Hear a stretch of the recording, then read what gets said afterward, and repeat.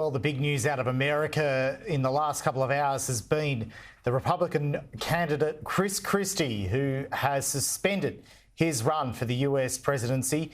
He's taken aim at South Carolina Governor Nikki Haley on his way out. Joining me now live is Professor Timothy Lynch, American politics expert at the University of Melbourne. Great to have you on the program this afternoon, Professor. So Chris Christie's move, unexpected or expected?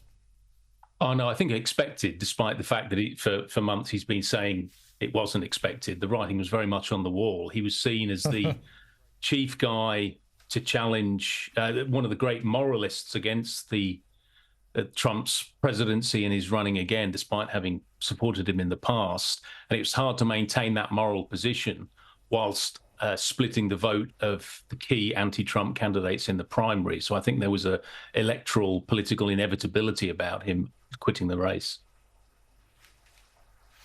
So does this help Nikki Haley at all? Well, it does, because she gets, one would suppose, looking at the polling and the positions they take, that she would take more of the votes that Chris Christie would have got. It doesn't make her a shoo-in. It does elevate her, certainly not a shoo-in against Trump. Trump's lead is still considerable. It's tighter in New Hampshire, the primary, but it's much larger in Iowa.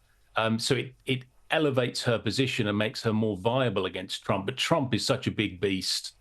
It's very difficult to see how she can displace him. But she's in a much better position now because she will take the lion's share of the anti-Trump vote.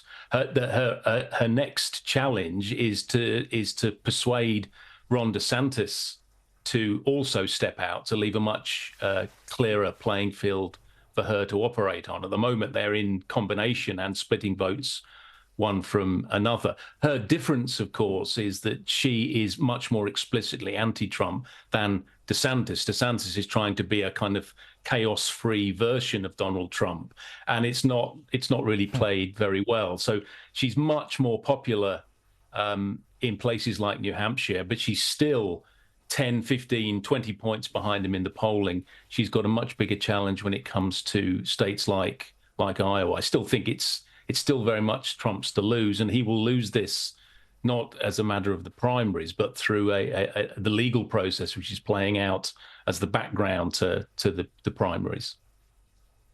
Yeah, it's a joint calendar there between the primaries and the court dates, isn't it? But just with Nikki Haley and Ron DeSantis, could an option be for Nikki Haley to essentially offer the running mate on her ticket to DeSantis?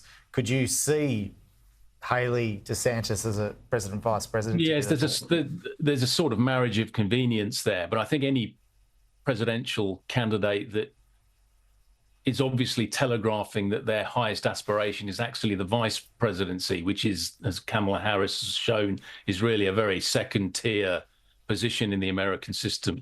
If it looks like you're trying to make electoral pacts in order to get into office, I think that's not going to play well. I mean, Trump's, one of his key messages is, I am a winner. You know what I stand for. I'm not going to maneuver. I'm not going to make deals, despite being a great deal maker. The other two are forced to make deals, possibly with each other, and I think that would compromise the purity of their campaigns in ways that could prove fatal for their chances. Professor Timothy Lynch from the University of Melbourne, do appreciate your time. We'll talk to you, no doubt, a few times this year in the lead up to November.